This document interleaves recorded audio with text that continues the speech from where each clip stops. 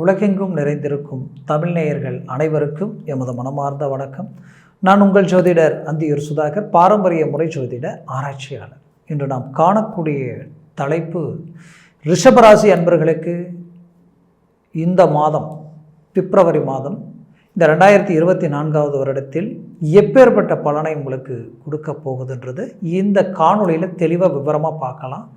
நம்ம சேனலை சப்ஸ்கிரைப் பண்ணாதவங்க பண்ணிக்கோங்க, பெல் பட்டனை கிளிக் பண்ணி ஆல் ஆப்ஷனை கொடுத்துக்குங்க. நிறைய பேர் பார்க்குறீங்க, நீங்கள் சப்ஸ்கிரைப் பண்ணுறதில்ல. ஏன்னா பண்ணிங்கன்னா அடுத்தடுத்த காணொலிகள் உங்களுக்கு உடனடியாக வந்து அடையும். ஆக ரிஷபராசி அன்பர்களே, வாழ்க்கையில் சுக்கிர பகவானுடைய ஆதிக்கத்தில் பிறந்தவங்க நீங்கள். உங்களுடைய ராசி சிரராசி. இந்த ராசியினுடைய தனித்துவம் என்னன்னா பிரகாசம், வெளிச்சம், பவர். எப்படின்னா நீங்கள் மற்றவங்களுக்கு எனர்ஜியை கொடுப்பீங்க. நீங்கள் ஒருத்தரோடு இருந்தீங்கன்னா அவங்களுக்கு ரோல் மாடலாக மாறிடுவீங்க. உங்களுடைய நீங்கள் என்னென்ன செய்கிறீங்களோ அதை மற்றவங்க ஃபாலோ பண்ணுற அளவுக்கு உங்களுடைய ஒவ்வொரு செயலும் இருக்கும். அது மட்டும் இல்லை, வாழ்க்கையில் ஒரு குடும்பத்தை சார்ந்து வரும் பொழுது அந்த குடும்பத்துக்காகவே உங்களை தியாகம் பண்ணிடுவீங்க. ஒரு நட்பு சார்ந்து போயிட்டுருக்கும்போது அந்த நட்புக்காகவே பல விஷயங்களை விட்டு கொடுப்பீங்க. அதே போல் உறவு முறையில் போய் நிற்கும்போது உங்களுடைய வேலையெல்லாம் விட்டுட்டு அவங்களுக்காக எல்லா வேலையும் எடுத்து செய்வீங்க. அந்த அளவுக்கு இந்த ரிஷபராசி அன்பர்களுக்கு நல்ல ஒரு அருமையான ஒரு குணம், ஒரு மனம் இயற்கையாகவே இருக்குது. வாழ்க்கையில் நீங்கள் பாதிக்கப்பட்டீங்கன்னா நீங்கள் எந்த தப்பு செஞ்சு பாதிக்கப்பட்டிருக்க மாட்டீங்க. மற்றவங்களுக்கு நல்லதுன்னு நினச்சி போய் பாதிக்கப்பட்டவங்க தான் இங்கே அதிகம். இன்றைக்கி வரைக்கும் நீங்கள் கை கொடுத்து யாரை தூக்கி விட்டீங்களோ அங்கேயே நீங்கள் பாதிக்கப்பட்டீங்க. இன்றைக்கி நாம் ஒரு வழி காட்டலாம் அப்படின்ட்டு நீங்கள் வேலை செய்த இடத்துல அவங்களுக்கு ரெக்கமெண்ட் பண்ணி நீங்கள் உள்ளே கொண்டு வந்து விட்டதுக்கப்புறம் கடைசியாக அவங்க உங்களையே விமர்சனம் பண்ணக்கூடிய ஒரு நிலை, அதுக்கப்புறம் நீங்கள் பலவிதமான மன உளைச்சலுக்கு ஆளாகக்கூடிய நிலையெல்லாம் நீங்கள் சந்திச்சிருந்திருப்பீங்க. அப்போ காரணம் இங்கே என்னென்னா, ஒவ்வொரு முறையும் பாதிக்கப்படுறீங்க, ஆனால் மீண்டும் அதே தப்பை தான் நீங்கள் செய்கிறீங்க. ஏன்னா உங்களுடைய மனசே அவ்வளோதான். எதிரியாக இருந்தாலும் துரோகியாக இருந்தாலும் வீடு தேடி வந்தால் அவங்கள உட்கார வச்சு கவனித்து அனுப்புவீங்க. இது இயற்கையாகவே உங்களுக்கு இருக்கக்கூடிய ஒரு மனசு. அப்பேற்பட்ட குணம் படைத்த ஒரு நல் மதிப்பு கொண்ட ரிஷபராசி அன்பர்களினுடைய வாழ்க்கையில் கடந்த காலகட்டங்களில் சூறாவளி மாதிரி கடந்த 5 வருஷமாக நீங்கப்பட்ட கஷ்டம் கொஞ்சமல்ல நெஞ்சமல்ல. அதனுடைய விளைவுகள், தொழில் சார்ந்த பாதிப்புகள், அந்த தொழிலில் பலவிதமான மன உளைச்சல்கள், பலவிதமான இழப்புகள். ஆனால் இந்த மாதம் அந்த இழப்புகள் எல்லாத்தையும் சரி செய்யக்கூடிய அளவுக்கு கிரகங்களுடைய அமைப்புகள் பரிபூரணமாக அமைச்சு வந்திருக்கு. நல்லா பார்த்தீங்கன்னா ரிஷபராசிக்கு சுக்கிர பகவான் இந்த மாதம் உங்களுக்கு 12ஆம் தேதி வரைக்குமே தனுசு ராசியில் தான் இருப்பார். அந்த 12ஆம் தேதி வரைக்கும் தனுசில் இருந்து அவர் மகரத்திற்கு 12ஆம் தேதி வரார். அப்போ உங்களுடைய ராசிநாதன் அவர் சத்ரு ஸ்தானாதிபதியும் அவர் தான். அப்போ கெட்டவன் அந்த இடத்துல கெடும் பொழுது கெட்டிடும் ராஜயோகம்னு சொல்லுவோம். ஆனால் அதே 10ஆம் தேதி வரைக்கும் என்னென்னா, நம்ம முழுமையான சில முயற்சிகளை சடனாக எடுத்து செய்யக்கூடாது. அந்த 10ஆம் தேதிக்கு 12ஆம் தேதிக்கு மேலே தான் எந்த ஒரு கமிட்மெண்ட் எடுக்கிறது உங்களுக்கு ரொம்ப நல்லது. ஆனால் அதுக்கு முன்னாடியே செவ்வாய் பகவான் உங்களது 9ஆம் இடத்தில் உச்சமடைகிறார். உங்களது 7ஆம் இடத்திற்கு அதிபதி 9ஆம் இடத்தில் உச்சமடைந்து பலமடைகிறார். அவரது பார்வை உங்களது 3ஆம் வீட்டில் விழுது. அப்போது செயல் ஆற்றல், இது வரைக்கும் தொழிலில் நீங்கள் சந்தித்த இழப்புகள், மன உளைச்சல்கள், மனவேதனைகள், ஏன் பார்ட்னர்ஷிப் பல சிக்கல் அடைஞ்சிங்க, நம்பி பல விதத்தில் ஏமாற்றங்கள் அடைஞ்சிங்க. உங்களுக்கு நீங்கள் பாதிக்கப்பட்டது இல்லாமல் உங்களால் மற்றவங்களுக்கு நல்லது நடக்கணுன்ட்டு சில விஷயங்களில் மற்றவங்களையும் நீங்கள் இன்ட்ரடியூஸ் பண்ணி வச்சிங்க. இன்றைக்கி அதுவும் பிரச்சனையில் நிற்கிது. மொத்தத்தில் இதனுடைய விளைவுகள் என்ன ஆயிடுச்சுன்னா, வாழ்க்கையில் எல்லாரும் நம்பாமல் கெடுவாங்க, நம்பி கட்டிங்கன்னா அது நீங்கள் தான். அந்த அளவுக்கு பாதிப்புகளை சந்திச்சிட்டீங்க. அந்த தொழில் ரீதியில் இருக்கக்கூடிய பிரச்சனைகளை சரி செய்யக்கூடிய இடத்தில் செவ்வாய் உச்சமடைந்து பார்க்கும் பொழுது தொழிலில் இருக்கிற அந்த சரிவுகளை சரி செய்திடுவீங்க. கஷ்டப்பட்டு இத்தனை நாளாக கொண்டு வந்த உங்களுடைய உழைப்பில் பலவித பாதிப்புகளை சந்திச்சிங்க. அந்த பாதிப்புகளை சரி செய்திடுவீங்க.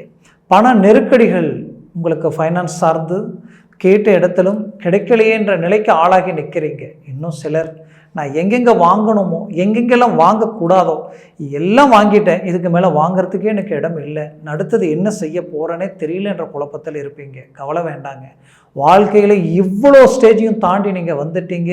இந்த லைஃப் உங்கள் வாழ்க்கையில் எங்கே அவ்வளோதானே நம்ம எண்டுக்கு வந்துட்டோமோன்ற அளவுக்கெல்லாம் மன விரதிக்கு ஆளாயிட்டீங்க. இல்லை, கண்டிப்பாக சரியாகும். மீண்டும் ரீஎன்ட்ரி கொடுக்குறீங்க. மீண்டும் உங்களுடைய பிரச்சனை எல்லாத்தையும் சரி செய்ய போகிறீங்க. உங்களுக்குன்னு ஒரு இலக்கு அடைய போகிறீங்க. காரணம், வரக்கூடிய காலகட்டங்களில் இருக்கக்கூடிய கிரக அமைப்புகள் அவ்வளோ பலமாக இருக்குது. ஆக தொழிலில் நீங்கள் மீண்டும் உங்களுடைய இலக்கை நீங்கள் அடைய போகிறீங்க. முயற்சிகளை பலப்படுத்துங்க, முயற்சிகளை மேன்மைக்கு கொண்டு வாங்க. அடுத்தது உங்களது வேலை சார்ந்த ரீதியில் பலவிதமான இன்னலுக்கு ஆளாயிருந்தீங்க, மன உளைச்சலுக்கு ஆளாயிருந்தீங்க, பல நெருக்கடிகள்.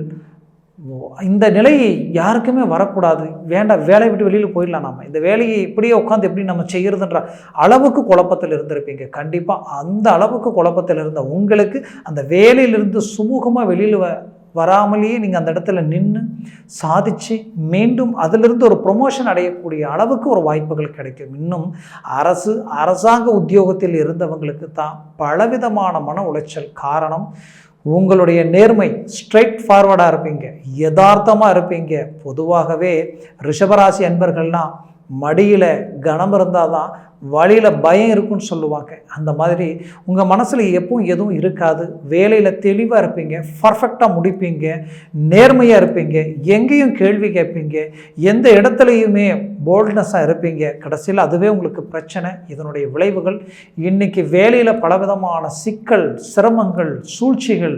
இந்த சூழ்ச்சிகளால் இது எப்படி நம்ம வேலையை மேனேஜ்மெண்ட் பண்ணுறது, விட்டுலாமா, வெளியில் வந்துடலாமா, விஆர்எஸ் கொடுத்துடலாமா, என்ன செய்கிறது ஒன்றும் புரியலையேன்ற அளவுக்கு இந்த சூழ்நிலைக்கு நீங்கள் ஆளாயிட்டீங்க. ஆக மொத்தத்தில் இந்த அளவுக்கு இருக்கக்கூடிய இந்த பிரச்சனையை அழகாக சரி செய்து நீங்கள் மீண்டும் வெளியில் வந்து சாதிக்க போகிறீங்க.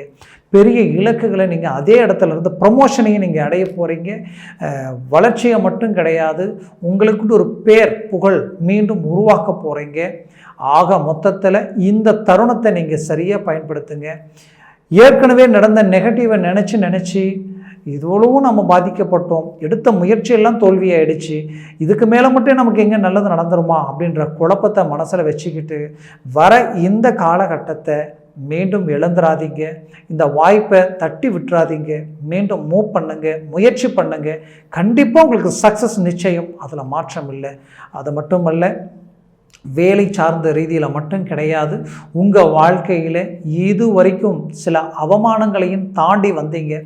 அந்த எல்லா இடத்துக்குமே பதிலடி கொடுக்கக்கூடிய ஒரு காலமாக உங்களுக்கு இருக்கும். மற்றவங்க உங்களை வியந்து பார்க்கக்கூடிய ஒரு சூழல் வரக்கூடிய காலகட்டங்களில் அமையும். அதற்கு இந்த மாதம் உங்களுக்கு ஒரு முதற்படியாக உங்களுக்கு இருக்கும். மேற்கொண்டு அரசாங்க சார்ந்த ரீதியில் அரசியலில் இது வரைக்கும் நான் நல்ல மேனேஜ்மெண்ட் பண்ணேன், எவ்வளோ பாடுபட்டேன், கடனாளி ஆனது தான் மிச்சம், ஆனால் நல்ல பேர் புகழ் வாங்கினேன், ஆனால் அடுத்த கட்டத்துக்கு கொண்டு போக முடியல, என்னன்னே தெரியல, அதிர்ஷ்டம் இல்லையா அப்படின்ற குழப்பத்தில் இருக்கிறவங்களுக்கு கவலைகள் வேண்டாம்.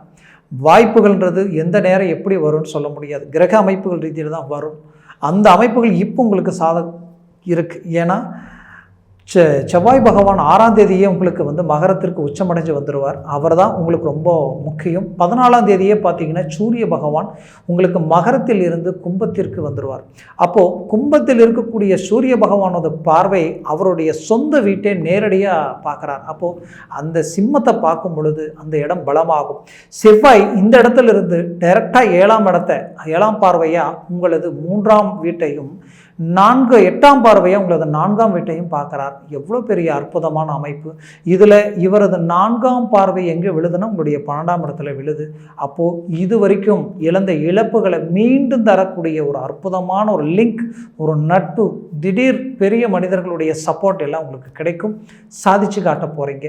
அதே போல் திடீர் அதிர்ஷ்டங்களும் யோகங்களும். திடீர் அதிர்ஷ்டங்கள்னால் லாட்ரி சீட் எடுத்து நமக்கு கிடைச்சாதான் திடீர் அதிர்ஷ்டம் இல்லை. தொழிலில் திடீர் டேர்னிங் கிடைச்சா போதும், நம்ம எதிர்பார்த்த அமௌண்ட் நம்ம கைக்கு வந்தாலே போதும். அந்த தைரியத்திலேயே நம்ம அடுத்தடுத்த கட்டத்துக்கு போயிடலாம்.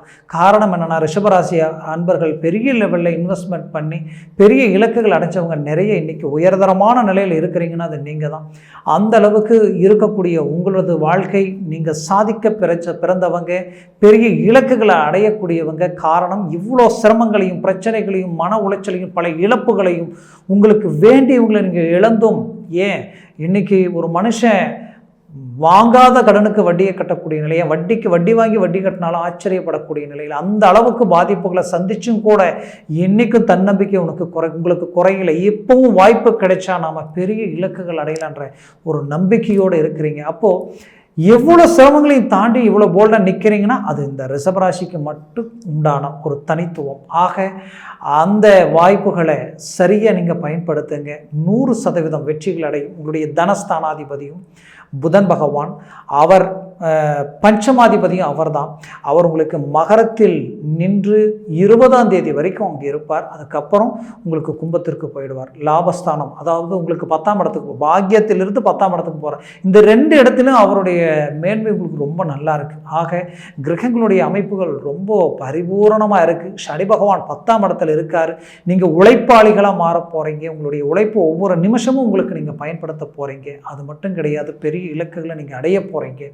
திருமண வாழ்க்கையில் பல மன உளைச்சலுக்கு ஆளாகி முயற்சிகளை பலப்படுத்தி திருமண மனவரை வரைக்கும் போனேன், என் வாழ்க்கை நின்று போச்சு. ஏன் என்னுடைய வாழ்க்கையில் இது வரைக்கும் நான் ஆசைப்பட்டு என்னுடைய வாழ்க்கையை நான் நினச்ச வாழ்க்கை எனக்கு அமையும்னு நினச்சி என்கேஜ்மெண்ட் வரைக்கும் போய் இன்றைக்கி அதுவும் பிரேக் ஆகி நிற்குது. என்னன்னே தெரியல. எவ்வளவோ முயற்சி பண்ணுறேன், பார்க்காத இடம் இல்லை, கேட்காத இடம் இல்லை, எல்லாம் வருது, நல்ல நல்ல வரனாக வருது, ஆனால் எதுவுமே அமையலை அப்படின்னு நினச்ச ரிஷபராசி என்பர்கள் ஆண்களும் சரி பெண்களும் சரி இருவருக்கும் சொல்கிறேன், வாழ்க்கையில் இந்த ஸ்டேஜ் உங்களுக்கு ஒரு நல்ல வாய்ப்புகள் அமையும். ஏன்னா இங்கே 4ஆம் இடம் பலம் பெறுது, உங்களுக்கு 4ஆம் இடமும் பலம் பெறுது. அதே நேரத்தில் உங்களது வாழ்க்கையில் இந்த குரு பகவானது பார்வை அந்த 4ஆம் இடத்துல தான் விழுது, சனி பகவானது பார்வையும் 4ஆம் இடத்துல தான் விழுது, செவ்வாய் பார்வையும் விழுது, சூரிய பகவானது பார்வை, புதனது பார்வை, எல்லா கிரக பார்வையும் அந்த இடத்துல சுகஸ்தானம், அந்த இடம், அந்தஸ்து, மரியாதை, உங்களுடைய குடும்ப இலக்கு எல்லா விதத்திலையும் மேன்மைகள் அடையிறீங்க. இழந்தது மீண்டும் அடையக்கூடிய ஒரு வாய்ப்புகள் உங்களுக்கு கிடைக்கும். மேற்கொண்டு ஏற்கனவே திருமணம் ஆகி இன்னைக்கு டைவர்ஸ் வரைக்கும் போயிட்டேங்க, 3வது நபர்களால் வந்த பிரச்சனைகள் இன்னைக்கு குடும்பமே பற்றி எரிஞ்சுக்கிட்டு இருக்கு, என்ன செஞ்சாலும் சரி பண்ண முடியல, நானும் எவ்வளவோ முயற்சி பண்ணிட்டேன், ஒன்றுமே பண்ண முடியல, வழி இருக்கா, வாய்ப்பு இருக்கான்னு தெரியலையே அப்படின்ற ஏக்கத்தில் இருக்கக்கூடிய உங்களுக்கு கண்டிப்பாக மீண்டும் சேர்ந்து வாழுவீங்க. நீங்கள் மற்றவங்க பார்த்து உங்களை ஆச்சரியப்படக்கூடிய நிலைக்கு ஆளாகுவீங்க. ஆக மொத்தத்தில் இந்த காலம் உங்களுக்கு கிடைச்ச பாக்கியம். அடுத்தது திருமணமும் ஆகிங்க, எவ்வளோ முயற்சி செய்து டைவர்ஸும் ஆயிடுச்சு, இன்னைக்கு மறுமணத்திற்கு எதிர்பார்த்துக்கிட்டு இருக்கிறேன், மீண்டும் ஒரு வாய்ப்பு கிடைக்குமான்ற எதிர்பார்ப்பில் இருக்கக்கூடிய உங்களுக்கு கண்டிப்பாக கிடைக்கும். கவலைகள் வேண்டாம்.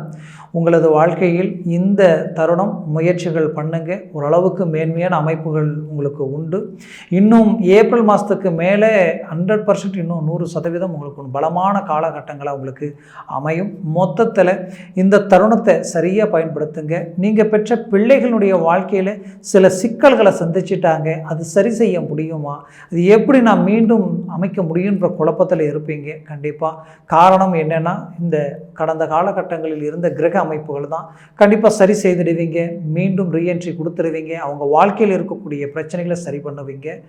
கல்வியில் மாணவிகள் படிப்பு ரீதியில் ரொம்ப பின் தங்கி போகக்கூடிய நிலைகள் உருவாயிடுச்சு.